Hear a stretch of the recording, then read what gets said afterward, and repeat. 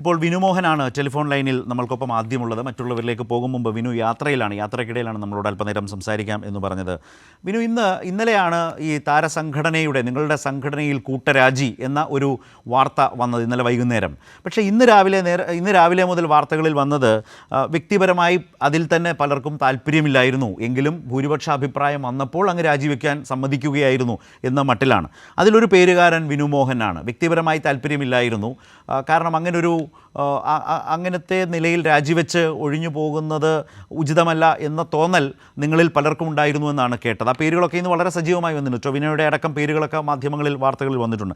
വ്യക്തിപരമായി താല്പര്യം ഉണ്ടായിരുന്നില്ല അല്ലേ അങ്ങനെ ഒരു രാജിവെച്ചൊഴിയാൻ?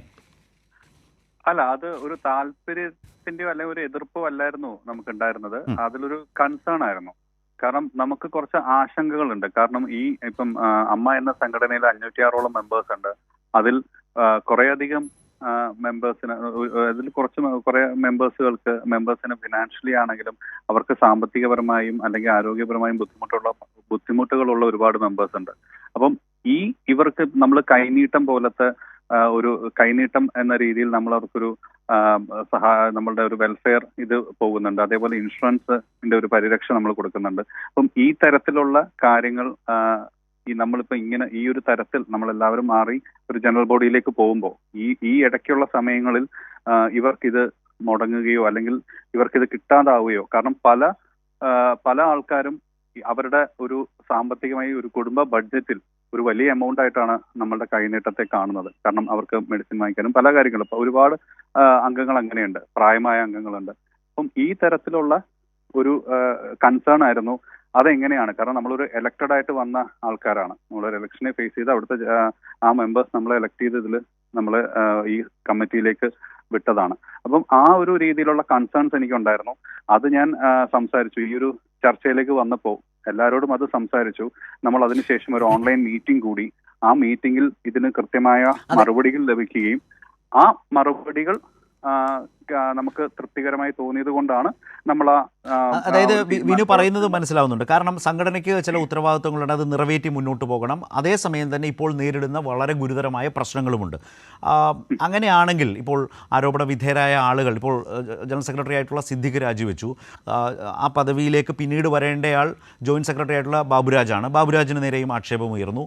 അപ്പോൾ അത്തരം ആളുകൾ മാറി നിന്നുകൊണ്ട് പ്രസിഡൻ്റുണ്ട്, ട്രഷററുണ്ട്, എക്സിക്യൂട്ടീവ് കമ്മിറ്റിയുണ്ട്.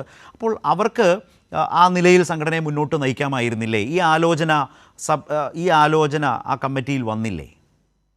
അല്ല, നമ്മൾ എല്ലാ തരത്തിലും ഇതിൽ എക്സിക്യൂട്ടീവ് കമ്മിറ്റിയിൽ നമ്മൾ എല്ലാവരും കൂടി ആലോചിച്ചും ഇപ്പൊ 17 പേരും നമുക്ക് എല്ലാവർക്കും വ്യത്യസ്തമായ അഭിപ്രായങ്ങളും ചിന്തകളും എനിക്കുണ്ടാവാം. ആ തരത്തിലുള്ള അഭിപ്രായങ്ങളും കാര്യങ്ങളും അതിൽ സംസാരിക്കുകയും എല്ലാ കാര്യങ്ങളും നമുക്കിപ്പോൾ ഇങ്ങനെ ഒരു പോയി കഴിഞ്ഞാൽ നമ്മളുടെ സംഘടനയുടെ എങ്ങനെയാണ് നമുക്ക് അടുത്ത ജനറൽ ബോഡി എത്രയും പെട്ടെന്ന് വിളിച്ചു കൂട്ടുകയും അങ്ങനെയുള്ള കാര്യങ്ങളും, പിന്നെ സംഘടനകത്ത് നമ്മൾ പല കാര്യങ്ങളും അഭിപ്രായങ്ങളും സംസാരിക്കുന്നുണ്ട്. ആ അഭിപ്രായങ്ങളെല്ലാം ഒരേ അഭിപ്രായത്തിലേക്ക് നമ്മൾ എത്തിപ്പെടുകയും അതിനാണല്ലോ നമ്മളൊരു ചർച്ച എന്ന് പറയുക നമ്മളുടെ സംഘടനയ്ക്കകത്ത്.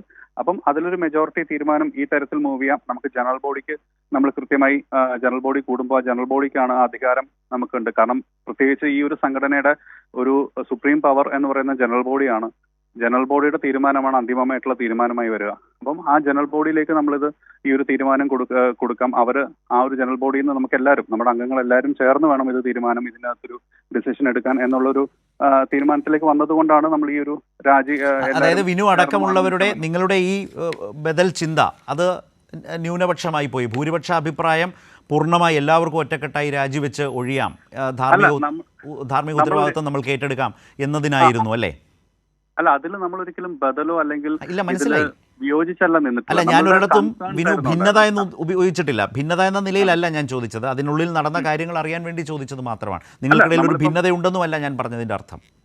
അല്ല, ഇന്റേണലി നമ്മളിപ്പോൾ സംഘടനാപരമായിട്ടുള്ള പല കാര്യങ്ങളും ചർച്ച ചെയ്തിട്ടുണ്ട്. പലതരത്തിലുള്ള അഭിപ്രായങ്ങളും പല രീതിയിലുള്ള ചർച്ചകളും നമുക്കുണ്ടാവും. അതൊരു ഇൻസൈഡ് സംഘടനയിലുള്ള കാര്യമായിരുന്നു. അതിനി നമ്മൾ ജനറൽ ബോഡിയിലേക്ക് പോകുമ്പോൾ അത് കൃത്യമായി സംസാരിക്കുകയും ജനറൽ ബോഡിയുടെ അഭിപ്രായം തരുകയും ചെയ്യും. ആ ജനറൽ ബോഡിയുടെ തീരുമാനം എന്താണോ അതാണ് നമുക്ക് സംഘടനയുടെ തീരുമാനമായിട്ട് ഇനി പുറത്തേക്ക് വരേണ്ടത്. നിങ്ങളുടെ ഈ ബൈലോയുമായി ബന്ധപ്പെട്ടൊരു കാര്യം ചോദിച്ചോട്ടെ. ഇപ്പോൾ അതിന് ഞാൻ നേരത്തെ പറഞ്ഞല്ലോ, ട്രഷറർ ഉണ്ട്, ട്രഷറർ രാജിവെച്ച്, ട്രഷർക്ക് ആരോപണ അല്ലെങ്കിൽ ഏതെങ്കിലും തരത്തിൽ ട്രഷറർ പ്രസിഡന്റ് നിൽക്കുന്നു, നിങ്ങൾ എക്സിക്യൂട്ടീവ് അംഗങ്ങളുണ്ട്, ജനറൽ സെക്രട്ടറി സെക്രട്ടറി സ്ഥാനത്തേക്ക് ഇപ്പോൾ ജോയിൻറ്റ് സെക്രട്ടറിക്ക് പറ്റാത്ത സാഹചര്യത്തിൽ എക്സിക്യൂട്ടീവ് കമ്മിറ്റിയിൽ നിന്ന് തന്നെ ആരെ വേണമെങ്കിലും കോപ്റ്റ് ചെയ്യാവുന്നതാണ്. അപ്പോൾ അത്തരമൊക്കെ ഓപ്ഷൻസ് നിൽക്കുന്നില്ലേ? അങ്ങനെ ഒരു സാഹചര്യം ഈ സംഘടനയ്ക്ക്, ഈ നേതൃത്വത്തിന് മുമ്പിൽ ഉണ്ടായിരുന്നില്ലേ? അങ്ങനെ തന്നെ നിന്നുകൊണ്ട് പ്രശ്നങ്ങളെ അഭിമുഖീകരിച്ച് ഇന്ന് ഫെഫ്കയൊക്കെ പറഞ്ഞതുപോലെ നവീകരിക്കാനും പൊതുജനങ്ങൾക്ക് കൂടി ബോധ്യപ്പെടുന്ന വിധത്തിലേക്ക് ഇടപെടാനുമൊക്കെ കഴിയുമായിരുന്നില്ലേ? അല്ല, നമുക്ക് ഈ തരത്തിലുള്ള കാര്യങ്ങളെല്ലാം ഇപ്പം ഇതൊരു വളരെ എല്ലാവരും ഇപ്പം നമ്മൾ കമ്മിറ്റി മാത്രമല്ല, നമ്മളുടെ ജനറൽ ബോഡി തന്നെ ഇത് കൃത്യമായിട്ട് ഇതിനൊരു അഭിപ്രായം പറയുകയും അവരുടെ കൃത്യമായ നിലപാടുകൾ നമുക്ക് ആവശ്യകതയുള്ള കാര്യമാണ്. അപ്പം അതുകൊണ്ട് തന്നെയാണ് നമ്മളെല്ലാവരും മാറി നിന്ന് ജനറൽ ബോഡിയിലേക്ക് പോവുകയും ജനറൽ ബോഡിയിൽ നിന്ന് ഒരു തീരുമാനത്തിലേക്ക് നമ്മളത് വേണം എന്നുള്ള നമ്മളുടെ ഒരു തീരുമാനത്തിലേക്ക് എത്തിയതും അതുകൊണ്ട് തന്നെയാണ്.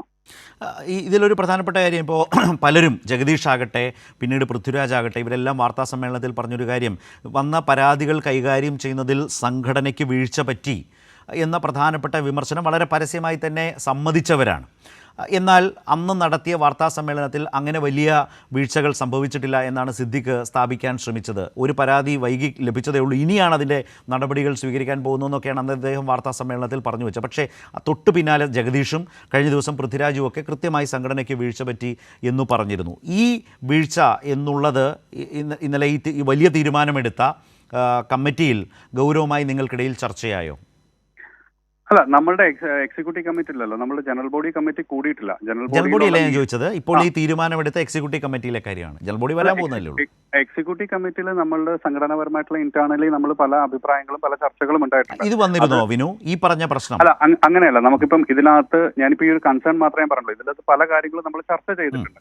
ആ ചർച്ചയുടെ അടിസ്ഥാനത്തിലാണ് നമ്മൾ ഓരോ തീരുമാനത്തിലേക്ക് എത്തുക. അത് ഇന്റേണൽ ആയിട്ടുള്ള കാര്യങ്ങളാണ്.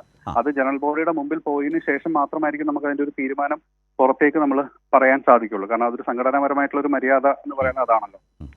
അല്ല, അത് ഇതിൻ്റെ ഒരു ചട്ടപ്രകാരം ഒരു കാര്യമുണ്ട്. ജനറൽ ബോഡിയാണ് പരമാധികാരി, ഒരു ചാരിറ്റബിൾ ആക്ട് പ്രകാരം പ്രവർത്തിക്കുന്ന ഒരു സംഘടന എന്ന നിലയിൽ. അപ്പോൾ ഇനി വരാൻ പോകുന്ന ജനറൽ ബോഡി വളരെ പ്രധാനപ്പെട്ടതാണ്. അതിൽ ഓരോ അംഗവും വിനു പറഞ്ഞതുപോലെ തന്നെ ഈ സംഘടനയ്ക്ക് ഇത് കൈകാര്യം ചെയ്തതിൽ വീഴ്ച പറ്റിയെന്ന് പരസ്യമായി പറഞ്ഞ അംഗങ്ങളുണ്ട്. എന്നാൽ അങ്ങനെ ഒന്നും ഉണ്ടായിട്ടില്ല എന്ന നിലയിൽ സ്ഥാപിക്കാനാണെന്ന് സിദ്ദിഖ് ശ്രമിച്ചത്. ഇതെല്ലാം തമ്മിലുള്ള ഒരു ക്ലാഷ് യഥാർത്ഥത്തിൽ, അല്ലെങ്കിൽ വ്യത്യസ്ത അഭിപ്രായങ്ങൾ വളരെ കുറെ കൂടി ശക്തമായി ഇനി വരുന്ന ജനറൽ ബോഡിയിൽ പ്രതീക്ഷിക്കുകയും ചെയ്യാം. അത് വളരെ പ്രധാനപ്പെട്ട ഒരു കാര്യം. അപ്പോൾ പിന്നെ ഈ ധാർമ്മിക ഉത്തരവാദിത്വം ഏറ്റെടുക്കുന്നു എന്ന് പറഞ്ഞാൽ അതിൻ്റെ അർത്ഥം ഈ വീഴ്ചകൾ സംഭവിച്ചു എന്നതുകൊണ്ടുള്ള ധാർമ്മിക ഉത്തരവാദിത്വം ഏറ്റെടുക്കലല്ലേ?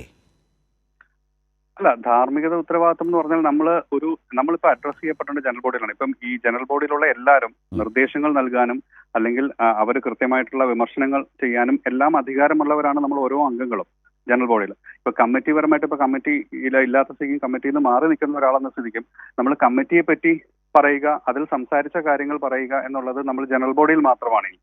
അതിനുശേഷമായിരിക്കും അതിനൊരു തീരുമാനം വരാം. കാരണം ഓരോ കാര്യങ്ങൾ ഫേസ് ചെയ്യുമ്പോഴും കൂട്ടായ തീരുമാനം ഈ ഒരു തരത്തിലായതുകൊണ്ട് നമ്മൾ ആ ധാർമ്മികതയുടെ പേരിൽ നമ്മളൊരു സംഘടനാ മര്യാദ എന്ന് പറയുന്നത് ആ കൂട്ടായ തീരുമാനത്തിന്റെ കൂടെ നിൽക്കുക എന്നുള്ളതാണ്. അതാണ് നമ്മളെല്ലാവരും ഇപ്പൊ ചെയ്തിരിക്കുന്നത്.